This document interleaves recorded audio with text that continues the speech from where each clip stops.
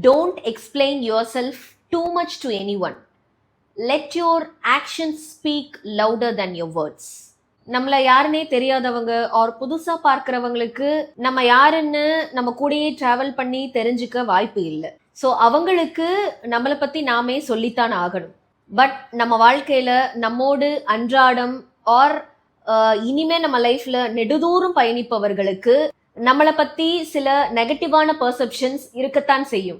அதுக்காக நம்மளை பத்தி நீங்க நினைக்கிற மாதிரி எல்லாம் இல்லைன்னு ஒரு முறையும் எக்ஸ்பிளைன் பண்ண வேண்டிய அவசியம் இல்லை.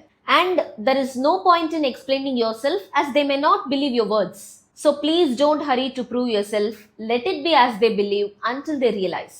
இதை எதுக்காக சொல்றேன்னா, நிறைய மேரிட் விமனை மென்டலி கில் பண்ற ஒரு விஷயம், என்னோட இன்லாஸ் என்னை பத்தி எல்லார்கிட்டையும் இல்லாத விஷயங்களை தப்பா சொல்றாங்க, அதை கேட்கிறவங்க என்னை பத்தி என்ன நினைப்பாங்கன்னு எனக்கு கவலையா இருக்கு, நான் எப்படி போய் அவங்க எல்லார்கிட்டையும் என்னோட இன்லாஸ் பொய் சொல்றாங்கன்னு சொல்லுவேன் என்று தன்னுடைய உண்மைத்தன்மைய நிரூபிக்க முடியாம தவிக்கிறாங்க.